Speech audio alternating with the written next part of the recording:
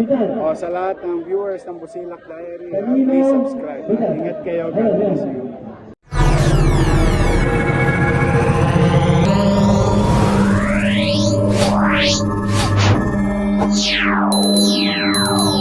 Ang Batang Maynila na nagsumikap ang muling magpapalik sa tulong ng kababayan ng Maynila. Walang iba kundi si Mayor Yorme Isko Moreno Babagoso! Thank you, Ray. Kaupo rin. Oh. Nagmerienda na ba kayo? Huwag ka mag-alala, lilipas din yan. Magandang araw sa inyong lahat. Oh, parang puro may asin pa kayo eh. Pwede pa. Pwede ng sinigang mamiyaya mga nasa ibabaw ng ano nyo. But anyway, thank you very much for your time. This is it. This is it. 66 days na lang. Oh. May awang Diyos. Ngayon, itong mga nandito sa court na to, itong basketball court na to, ito ang kumakatawan ng lakas ng kababaihan sa bawat sulok ng ika-6 na distrito ng lungsod ng Maynila. So, just imagine, you are now being empowered to be a leader in your community. Yung responsibilidad na nakaatang sa inyong balikat. So, bakit kayo ang napili? One, batang tested na kayo. Ang dami nyo ng laban pinagdaanan. Tama ba? Marami na kayong ngiting nakita sa kumare ninyo. Marami rin kayo nakitang ismit sa ibang tao. Sanay na kayo sa gera. Kaya itong darating na Mayo, hindi na bago sa inyo. Tama mali? Nagawa nyo dati, kaya nyong gawin muli. Tama? Kaya kayo, ito naman, ang tagubilin ko. Sa akin lang, huwag kayong makikipag-away. Ay, pag-away na kami, bakit? Kahit na inaaway tayo, kahit na sinisiraan tayo, Ay, kipag-away kami, bakit hindi? hindi natin kailangan sagutin yung masasakit na salitang sinasabi nila. Bakit? Ang taong may ginawa, hindi kailangan manira. Tama. Ang taong may pruweba, nung siya'y nabigyan ng pagkakataong makapaglingkod, hindi dapat kinakabahan. Correct. Ang taong may resibo, hindi kailangan manghila ng paa ng ibang tao. Tama ba? Kasi pag wala kang makukwento, wala kang kwenta. Tama ba? Eh bakit tayo makikipag-away? Hindi natin kailangan. Ang kailangan lang natin, maipaalala sa ating pamilya, kamag-anak, kapitbahay, kabarangay, ang mga bagay na naganap sa panahon ng paglilingkod ng inyong kandidato na kanyang tinupad na trabaho. Doon lang, magsasawa na kayo ng kwento. Magsasawa na kayo ng kwento. Kasi ang gusto nila, sumagot kayo para hindi nyo na maikwento yung magandang balita. Para hindi nyo na masabi at malito kayo, para hindi nyo na maikwento ang mga bagay na magandang nangyari. Yun ang purpose kung bakit ang mga kandidato walang gagawin kundi siraan lamang ang kanyang kalaban. Yun ang purpose ng panira, para tayo'y malito. Eh hindi naman tayo malilito. Bakit? Matatag ang damdamin natin. Bakit? Eh battle tested na kayo.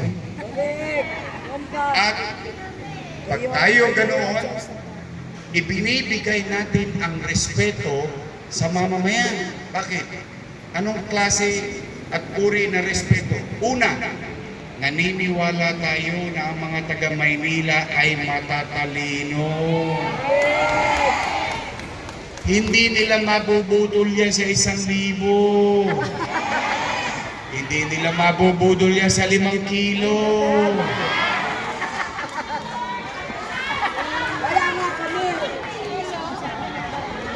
Hindi nila mabubudol sa tila-tilata.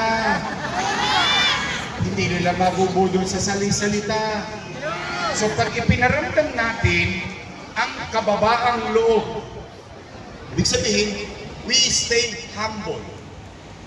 At yan ay pinaramdam natin sa ating kumare, sa kumpare, sa mga kaibigan, kakilala at kaklase.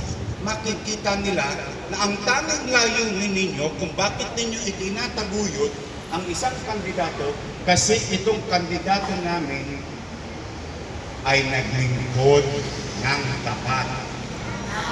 Naglingkod ng maayos. At nasandalan namin ng panahon ng kadiliman ng buhay namin sa loob ng pandemya. Diba? Kaya nga tanong natin sa kanila, nasaan kayo noong kailangan namin kayo noong pandemya? At ngayon, nagbibigla ang kilos, nagbibigla ang sulpot. Tama, mali? Tama! Kaya huwag kayong kabahan. Bakit? Naiintindihan yan ng taong bayan. Huwag natin mamaliitin ang kakayanan ng mamamayan ng lungsod ng Maynila na hindi nila nauunawaan ang tunay na naganap, ang tunay na nagawa. Kaya, bakit ko kayo sinasabihan na huwag makikipag-away? Magpakababang loob kayo at the same time, pahabain ninyo ang kamay ninyo. Akapin ninyo ang kaya nyong akapin. Sabi nga sa bagong kasal, ano sinasabi? Humayo kayo at magparami. Ay tingnan ninyo, bakit tayo hindi na madami? Para lang magkaroon kayo ng idea. Diba, nagpunta kayo doon sa stadium. Nung nilunsad natin si Chichi Atienza. Tama, mali? Yun ay kababaihan ng Maynila. O ngayon, nagsama-sama na ang malalaking organisasyon sa buong Maynila. Kababaihan ng Maynila. Kabaka. Kaagapay. Napakarami nyo. Napakarami nyo. Sapat na upang umandar ang kampanya sa takdang panahon. Kaya hindi kayo nag-iisa.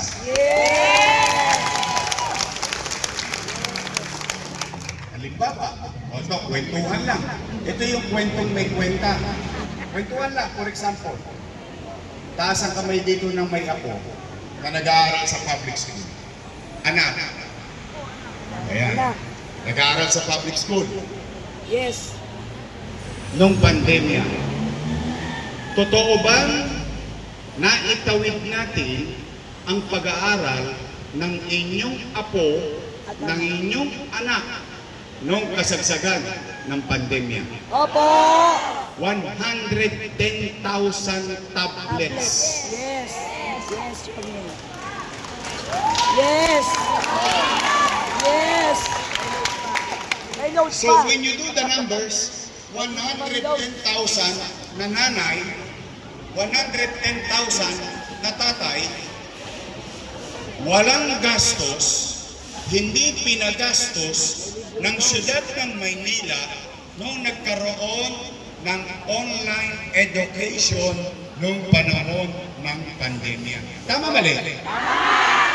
At libre pa internet. Walang tosgas ang nanay at tatay. Tama? Teacher. 10,300 teachers. 11,000 laptop para sa mga guro at may internet pa. Tama mali? 150,000 senior citizen nagkaroon ng insurance. May birthday cake. May pension. Ang daming kwento. Condominium 1, Condominium 2, Binondominium 1, Pasay Community, San Lazaro Residence, Pedro Hill Residence, San Sebastian Residence, pabahay. Umiinit ang panahon. Bumabaha ang kalsada. Yung dating squatter, yung dating naka-apartment, ngayon nakaganyan sa bintana. Kamusta kayo dyan? Tama ba? Tumaas ang antas ng pamumuhay. Baseco Hospital. Hospital ng Maynila. Magsaysay High School, Albert Elementary School, Manila Science High School, Almario Elementary School. Nung araw ang klase kinakancel kasi may ulan. Tama mali? Tama. Ngayon kinakancel ang klase kasi mainit. Tama mali? O, iisipin nyo ba? Iisipin nyo ba ito? Maiisip ba ito ng leader? A few years ago, may isang leader nag-isip magtayo ng 10-story fully air-conditioned public school. Biri mo, papasok yung bata, maginhawa. Di ba? Ang problema nga ngayon ng mga nanay, hinihingi sila ng jacket ng kanilang anak. Kasi malamig sa eskwela. Tama? So, ibig sabihin, ilan pa lang yun ha? May pensyon ang PWD. May pensyon ang solo parent. Tama ba? K-12, may pensyon. May baon sa akin. Meron po. PLN, may baon sa akin. UDM, may baon sa akin. Ang dami niyong kwento. Sana kami rin may baon. Kaya gusto nila, sumagot kayo sa panira nila. Bakit? Para hindi na kayo makapagkwento ng magandang balita. Yes. Gusto nila, lituhin tayo. Gusto nila, doon tayo pumunta sa gusto nilang kwento. Yung kwentong sirian ng kapwa politiko, pero walang kapakinabangan sa mamamayan dito sa lungsod ng Maynila. Tama? So, alam niyo na. Anong bilin ko? Huwag makikipag-away. Mababang loob. Palawigin ninyo, pairalin ninyo yung nasa puso't isipan ninyo na bakit ba ako tumutulo sa isang kandidato. Yun ang lagi niyong isip. Ito ba'y ginagawa ko para sa akin o may maisain lang ako ngayon? Or ginagawa ko ito dala ng alam ko darating ang oras, magpapantay din ng paa. At tanong ko sa aking sarili, anong uri kaya ng gobyerno iiwan ko ang aking mahal sa buhay sa kinabukasan? Yun ang value why you are there. Yun ang tinatayaan ninyo. Yun ang pagpupuyatan ninyo. Yun ang pagsisikapan ninyo para magtagumpay itong mga leader ninyo na mga napili ninyo. Maliwanag? Politiko, walang makikipag-away, walang maninira. Hindi nyo kailangan sirain ang sirana.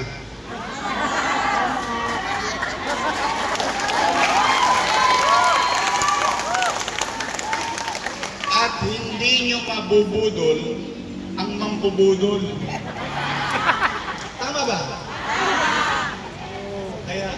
kalma lang. Baby, kalma. Baby, kalma. Basta focus lang tayo. We believe in you. Maniniwala kami sa inyo. Ngayon, sa Maynila, KKK. Mga katipunero at katipunera. Bakit? Kababaihan. Kababa. Kaagapan.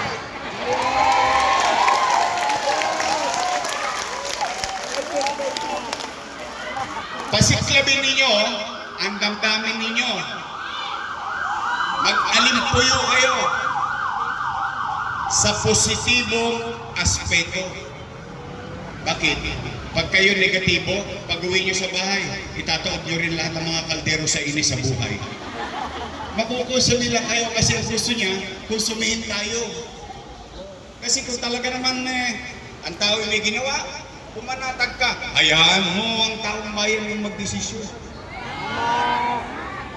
Tama ba? Kaya ngayon, ang gagawin natin, ahayo kayo. Bukod sa magpaparami, magdadala kayo ng magandang balita. Tama ba? Ayun lang. Ayun lang ang aking mensahe ngayong araw nito. Ngayon, matanong ko kayo, handa na ba kayo? Gusto nyo na bang bumalik na maging malinis muli ang Maynila? Nangadugyot ulit eh. Tama ba? So gusto nyo bumalik na maging malinis muli ang Maynila? Pangalawang tanong, gusto nyo bang maging mahimbing ulit ang tulog ninyo dahil habang natutulog kayo sa kanya-kanya nyong tahanan, at the back of your mind, sa likod ng inyong isipan, alam ninyo may gobyerno pa hanggang madaling araw sa lungsod ng Maynila. Gusto nyo bang bumalik ulit ang kapanatagan ng pamumuhay sa Maynila? Huwag kayong mag-alala. Yung mga nababalitaan nyo ng hold up, ng iisnat, solvent boy, akyat bahay, and so on and so forth, na pinangangamba nyo ngayon, kakalawitin ko ulit dyan pagdating ng tamang panahon. Kasi, napapansin ko, 5-5 na ngayon ulit ang snatching. Hold upin. Hindi totoo, di ba? At lahat nung nangyari, dati, itutuloy lang natin. At pumanatag na kayo. Kung dati-rati may natatamasa kayong gamot sa health center, Wala na ngayon. at ngayon ay nawala. At gamot sa ospital, Wala na ibabalik ko lahat yun.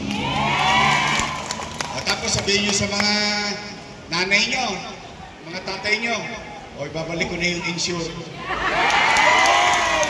Kasi doon nakikita ako na senior.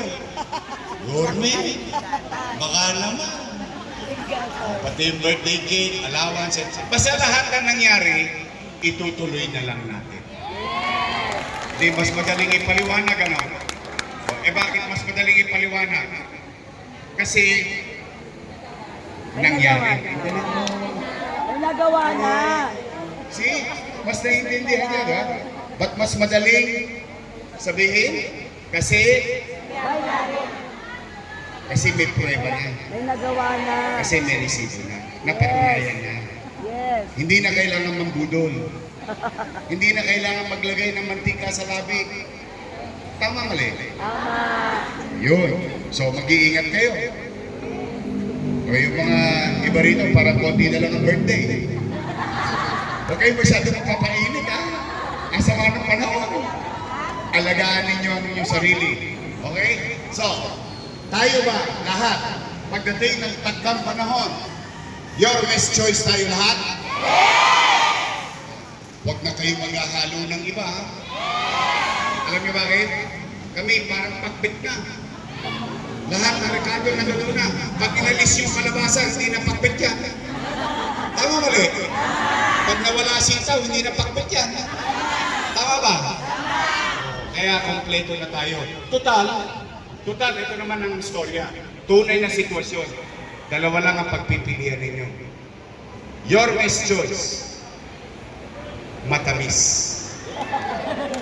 Yung kabila, ladies' choice. Ayun na may sabi mo. O diba? Madali. At saka mas madaling intindihin. Ang hahanapin nyo lang yung logo ng mga poster nila, ng mga polyetos nila. Pag nag-iikot na sila sa mga iskinita, nagpunta sila sa kanilang barangay. Tanungin nyo lang, simple. No kani. No, kali. Kanino? Pag sinabi lang, your Miss Choice po, Nay. Nailigtas ka na. Naitala ka na. Maliligtas ka. Tama ba? Let's simplify campaign. Focus with good heart. Focus without hate. Why? Pagtapos ng eleksyon, correct, tapos na. Pero yung ginawa mo kaaway, kaaway mo pa rin. Tama! Kaya ayaw ko yun eh. Bakit? Ayaw ko pag-iwahiwalayin ng mga Manilainin. Because at the end of the day, nabigyan kami ng pagkakataon ng tao at ng Diyos maglingkod. I don't want to leave the city divided.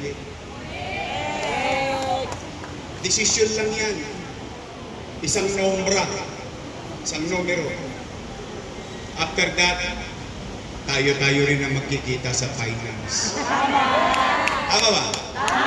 So, handa na kayo? Ready na kayo? Your Miss Choice? Straight? O, nandiyan dyan ang ating kasama, Voltaire Castañeda. Christian Joey Uy. Kahit may sakit si Elmer, nandito si Elmer pa. Ang ating Doc Mercado. Kid Marasigan. At saka saan kayo nakakita, ang kandidato patay na, nabuhay ulit.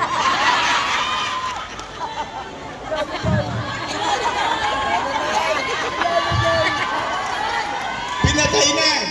Bumangon ulit para maglingkod sa sais. Ang ating kaibigan, mabait, masipag. Ang ating kaibigan, Lou Veloso. Ang ating congressman, total, natulungan na natin yung dati. Tama mali? Tama! Kung tumigas ang leeg nila, wala na tayong magagawa. Mas ang importante, nakatulong tayo. Kung hindi tayo nilingon, dahil nagtigasan ng mga leg nila, wala tayong magagawa doon. Pero at least, matamo sa mga ilong ninyo, ako ay naging bahagi ng kanyang tagumpay. Tama ba? Tapos kaya niyo sabihin niyo sa sarili niyo. Tama mali? O tapos na yun. Parang nung araw, nung dalaga kayo, niloko kayo ng boyfriend niyo. Eh di ba nag-move on kayo? O di nakakuha kayo ng tamang kasama. Tama mali? At nagbungo na yun. Nagkaroon kayo ng pamilya. Tama mali? Nalimutan nyo na rin. Tama mali? O sigalo lang ang buhay. Kaya ngayon, tayo naglagay sa kanila dyan, tayo rin ang mag-aalis. Tama ba? Ang ating congressman, Joey Uy. At siyempre, o yung vice mayor ko, yung alaga nyo. Maasim pa. Walang 19 yan. Tama rin siya yan eh. Graduate ng political science. Inyong kandidato. Graduate ng political science. Lasal. Day ko yan. Ako Ateneo. Totoo. Ateneo Dudondo. Tondo High School. Ang ating mamahaling Vice Mayor Chief Adjets.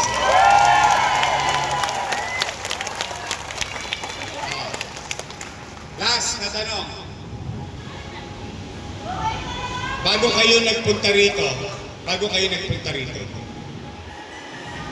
for sure, nakipaghuntahan na kayo, nakipagkwentuhan na kayo, may nakausap na kayo sa mga nagdaang araw, kahapon, isang linggo, isang buwan. Tama mali? Tama! Matanong ko lang kayo, mananalo ba tayo? Talaga? Sabi ng kapitbahay niyo? Sabi ng kamag-anak niyo? Sabi ng anak niyo? O, konti na lang. 66 days na lang. May awa ang Diyos. Sa tulong ng tao, ibabalik ko ang kalinisan, kaaliwalasan, panatag na pamumuhay at patuloy na tagumpay ng ating lungsod bilang kapitolyo ng ating bansa. Magandang araw. Malain nawa kayo ng buong may kapal. Mag-iingat kayo sa pag-uwi na ulan, maalimuong ang ang panahon. Pero samahan niyo kami ni Chief. Together, we can make Manila great again. Manila! God first. Thank you. At salamat po.